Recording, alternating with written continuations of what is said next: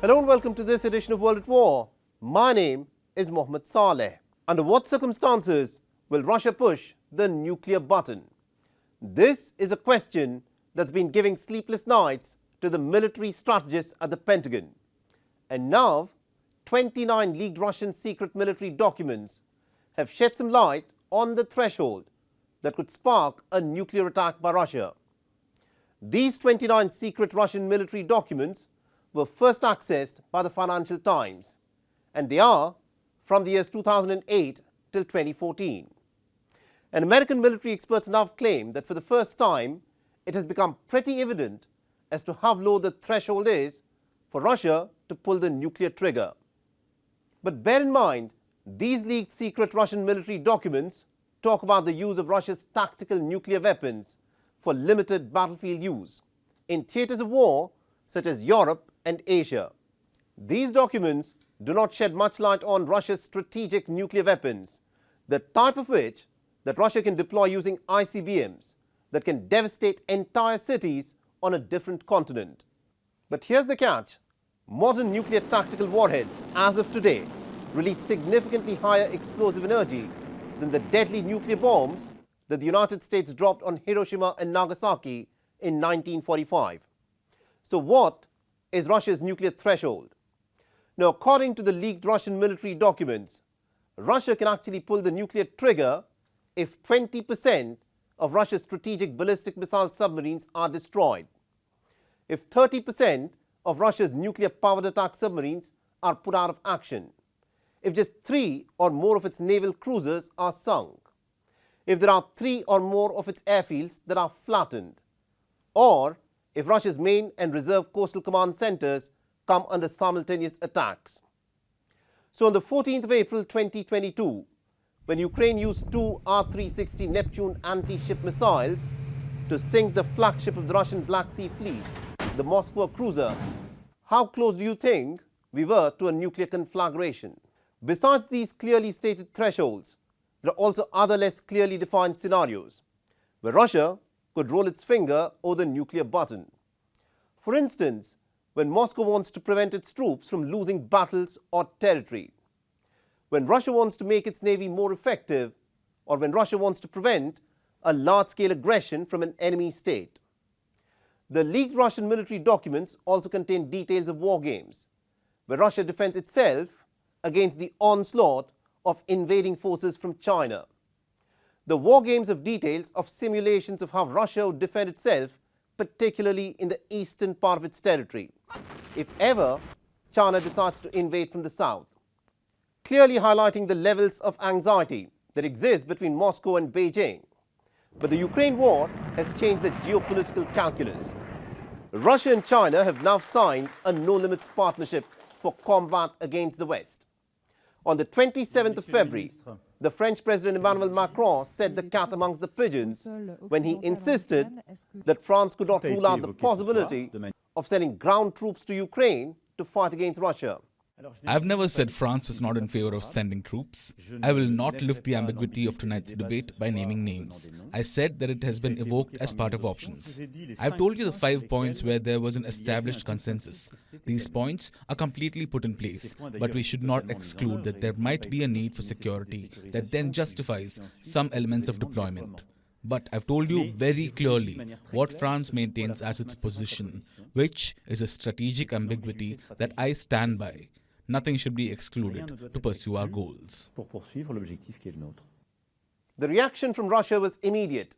Vyacheslav Volodin, the president of the Russian State Duma, taunted Emmanuel Macron of seeing himself as the modern-day Napoleon Bonaparte, with a dire warning that any French troops in Ukraine would suffer the same fate as what happened to Napoleon Bonaparte's Grand Army back in 1812. President Vladimir Putin did not mince any words. Any NATO involvement would result in a nuclear war, resulting in the annihilation of human civilization. We also have weapons. They know about this, as I just said. We also have a weapon that can hit targets on their territory. And they should understand that what they are doing, now trying to scare the whole world, it does risk a conflict with nuclear weapons, which means the destruction of civilization. Don't they understand this, or what? There was much consternation in other NATO capitals as well.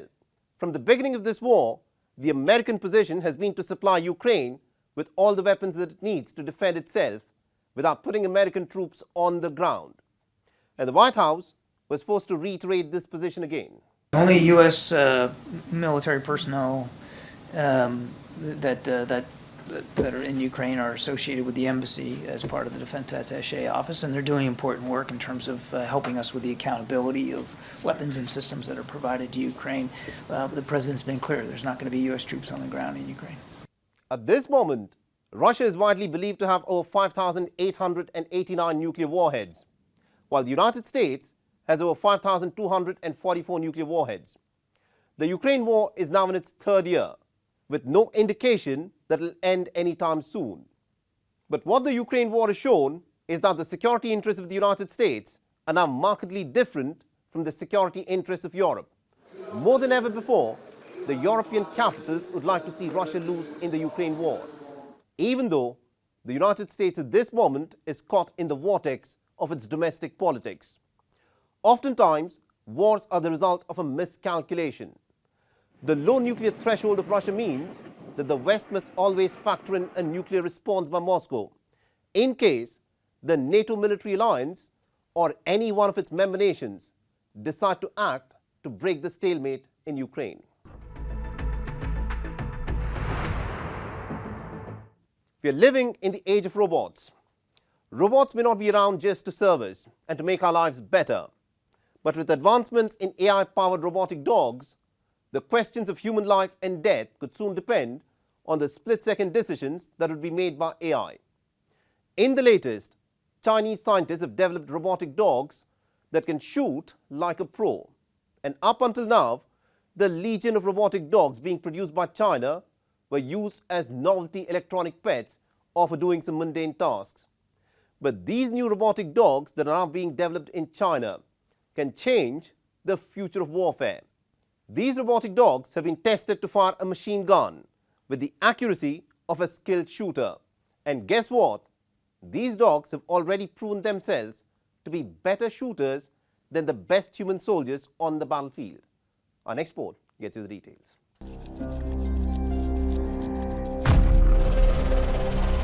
This is the future warfare. A team of Chinese scientists from the Nanjing University of Science and Technology who have close ties with the Chinese military tested a robotic dog. But this dog is not ordinary. Don't be deceived by its looks. This robotic dog has 7.62mm machine gun mounted on its back. With the ability to go where no human can, this robotic dog has a capacity of firing 750 rounds per minute. The RoboDog also had an optoelectronic sight. With a shock-absorbing mount and an automatic reloading system, this RoboDog can fire 10-round bursts at a human-sized target standing 100 meters away with an astounding 98% accuracy. The mind-boggling results suggest that the robotic dogs can shoot much better than experienced soldiers. So what implications will this robot dog have for the future of warfare? If the contemporary conflicts taking place in the urban landscape with its maze of intersecting streets are anything to go by, then enhanced mobility and adaptability in complex urban combat environments will play a key role in future wars. But China is not the only country testing robotic dogs for deadly combat. As early as 2015, Boston Dynamics had developed a giant quadrupled robot for the US military. Boston Dynamics achieved a breakthrough of sorts in 2020 by introducing Spot. But the model was priced $70,000 to $140,000. In sharp contrast, China, riding high on its cutthroat electronics industry and complete industrial chain, has managed to bring down the cost of a robotic dog to as low as $3,000. So how soon will these robotic dogs be pulling the trigger on the battlefield? The idea of using robots to kill enemy combatants is not new. But advancements in AI will change the game altogether. Robotic dogs, armed with deadly weapons, and a heightened capacity to comprehend the world around them. could soon be making decisions of life and death of humans. The cynical amongst us say everything is fair in love and war, to override the questions of ethics on the battlefield. And it is the precise approach that will leave humanity at the mercy of the barrel of a robotic dog's gun.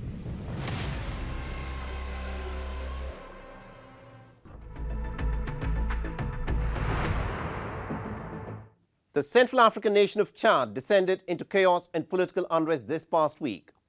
The week began on a positive note when the national poll body announced on Tuesday that presidential election, bringing an end to the 3-year junta rule, would be held on the 6th of May. The very next day, the government blamed an overnight attack on Chad's Internal Security Office on the opposition Socialist Party Without Borders, or the PSF, which is headed by Yaya Dillo. Claiming that several people had been killed, Chad's security forces lay siege to the headquarters of the opposition PSF. Dillo, a fierce opponent of Chad's transitional president, and his cousin Mohammed Idriss Déby Itno was killed in the army's assault on the opposition party's headquarters. How did this family feud go so horribly wrong? And what does it mean for the impoverished nation? Our next report gets you more details. The Republic of Chad is the second least developed nation in the world. The current president, Mohammed Idriss Déby Itno, had come to power in 2021 after his father, Idriss Déby Itno, was killed while fighting rebels. The elder Déby Itno had seized power in a coup and proceeded to rule the desert nation for the next 3 decades with an iron fist.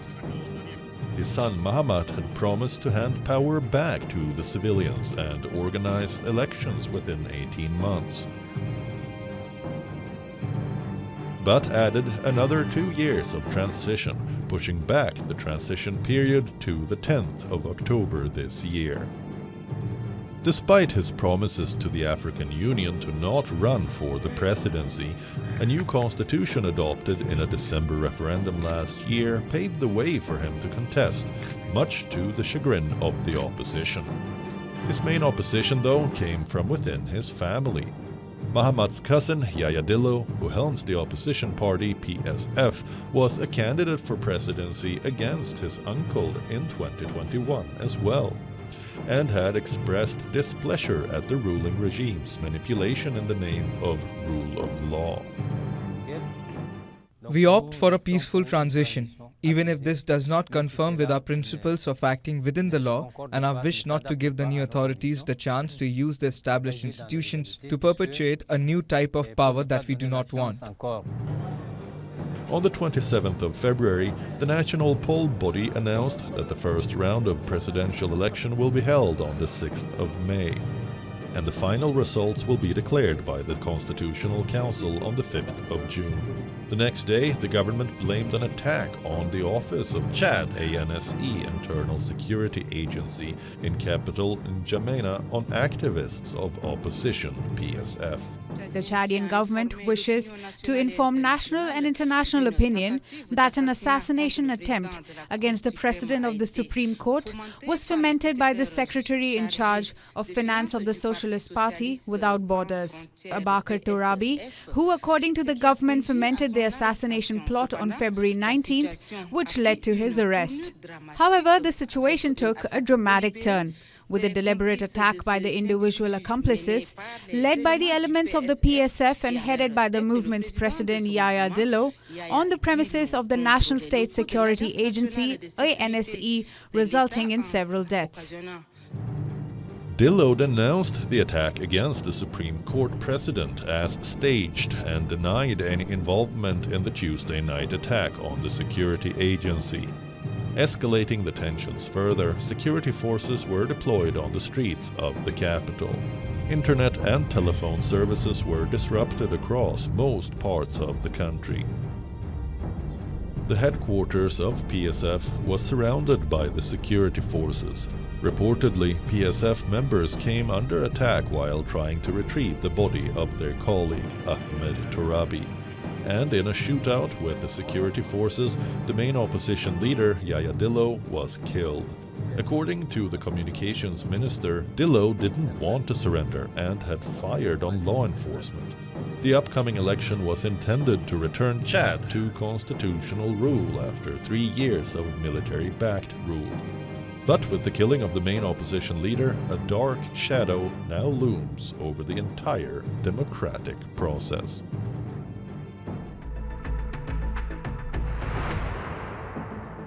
The Caribbean nation of Haiti was rocked by gun battles across the capital Port-au-Prince on the 29th of February. At least 4 police officers were killed as a prominent gang leader announced a coordinated attack by multiple armed groups in a bid to oust the Prime Minister Ariel Henry. The Prime Minister was in Kenya, finalizing the details for the deployment of a foreign armed force to Haiti to combat the gangs. The United Nations estimates that since the assassination of the former President Jovenel Moïse in July 2021, emboldened gangs have seized control of nearly about 80% of the Haitian capital Port-au-Prince. A staggering 200 gangs operate with impunity in the Port-au-Prince metropolitan area. Given the rapidly deteriorating security situation, is Haiti in danger of falling into the hands of criminal gangs? Our next report gets you the details. Haiti is in danger and needs urgent attention. The security situation here has nosedived since the assassination of former President Jovenel Moïse in July 2021. A nation of nearly 12 million people has been taken hostage by an estimated 7 major gang coalitions. Violent crimes such as kidnapping for ransom, armed robbery and carjackings are disturbingly common. Killings and rape have been used as brutal tactics to sow terror in communities. Now, in the latest flare-up on Thursday, gunshots were heard across Port-au-Prince as authorities battled gangsters. Police stations, a police academy and the international airport, too saw Louverture, were targeted. Consequently, businesses, government agencies, universities and schools were closed early.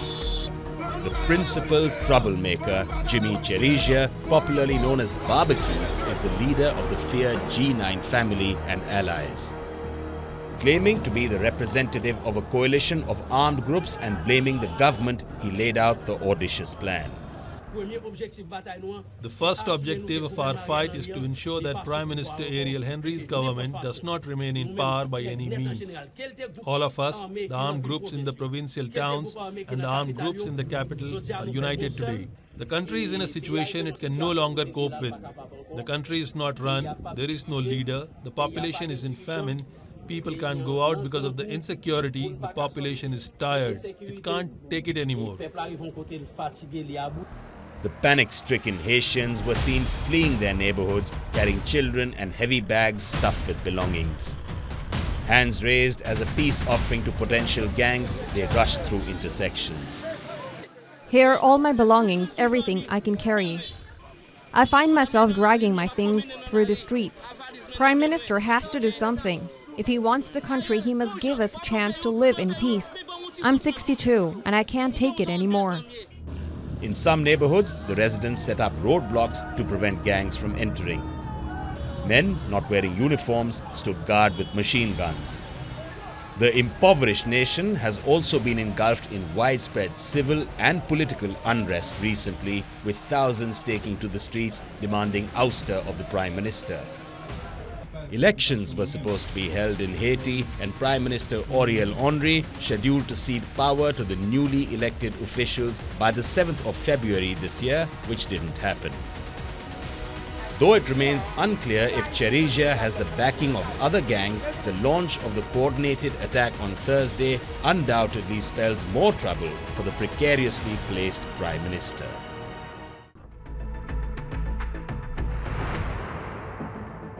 And with that's a wrap on this edition of World at War.